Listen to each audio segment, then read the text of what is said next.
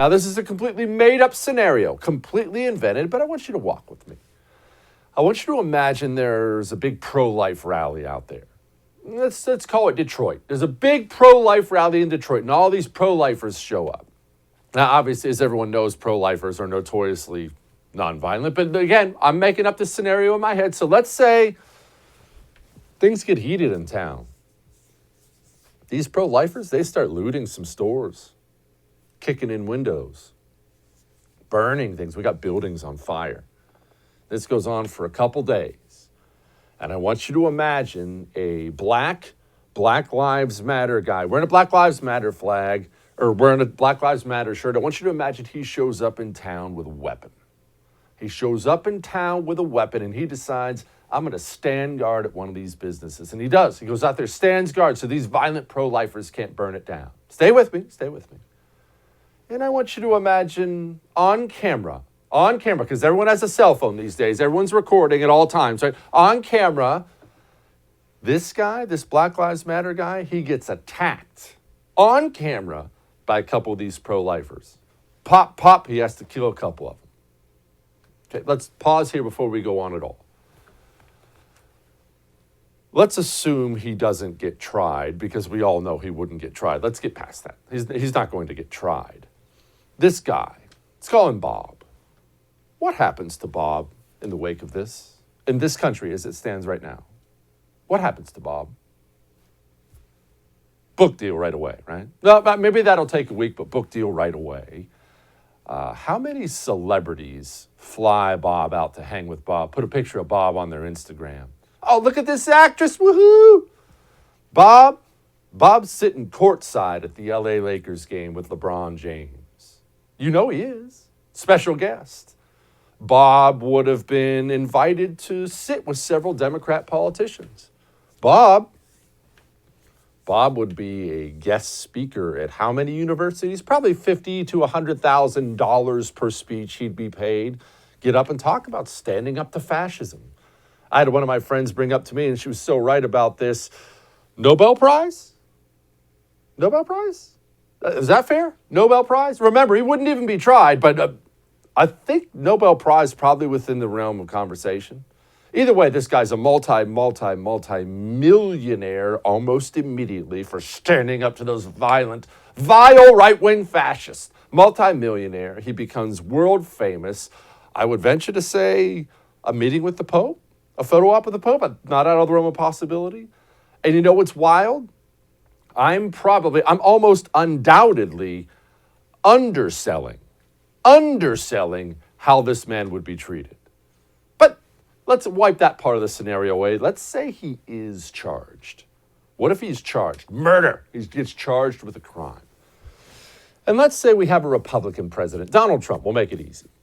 What if Donald Trump had public statements out there saying this guy is a violent black nationalist, a racist black nationalist? What if Donald Trump had public statements out there saying something like that? What if a lot of people in the Republican side had statements out there like that? This violent, racist black nationalist, and then the guy gets acquitted, gets let off, only nobody backs off. Everybody on the right continues to say, even though we have video evidence showing it was justified, everyone on the right continues to say, this is a violent black nationalist. This just goes to show racist black nationalists get away with everything. We're tired of the oppression of white people. This has got to stop. I want you to imagine it. And then I want you to imagine this, as horrible as it is to imagine. I want you to imagine a white guy who has a Facebook Avi with a MAGA hat on, so obviously a Republican white guy. He watches all these media personalities on the right, Trump, me, everybody, call this guy a racist black nationalist, and he spends a few days and he's brewing on it and he's getting steamed. And then I want you to imagine this guy has had enough, and he goes out and he gets in his pickup and he hears there's a parade of black people in town for something, some kind of celebration. And he goes and he mows down 50, 60 people with his pickup truck in that parade. Now let's talk about it. What happens to that guy? And obviously you know where I'm going with this.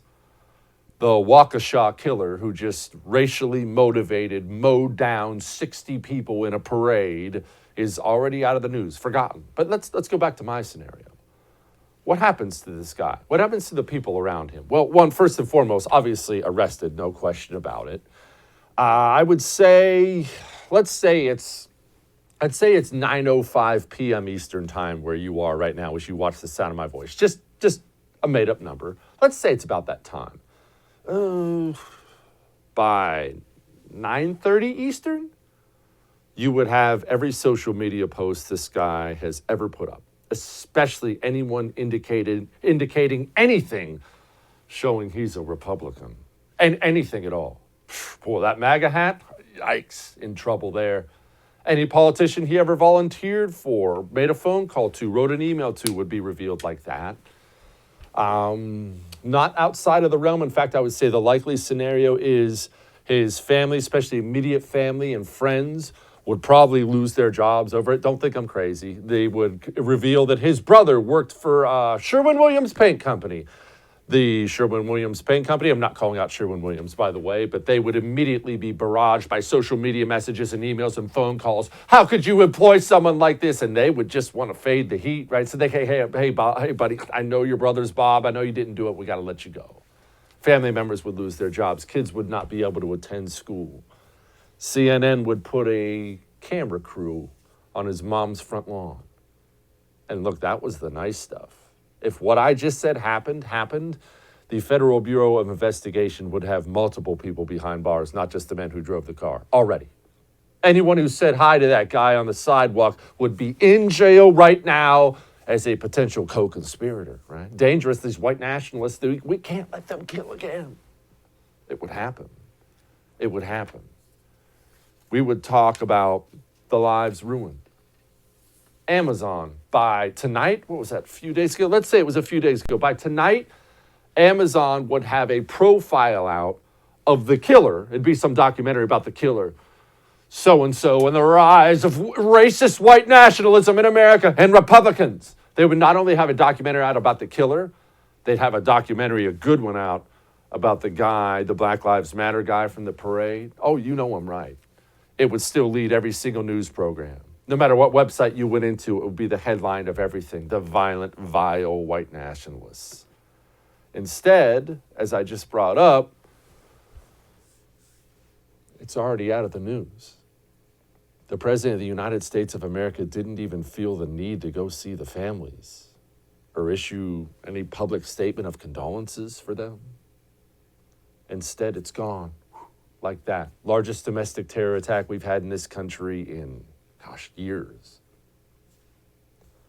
I didn't say all this or bring any of this up to point out double standards or hypocrisy. You already know about that. I don't need to beat that dead horse.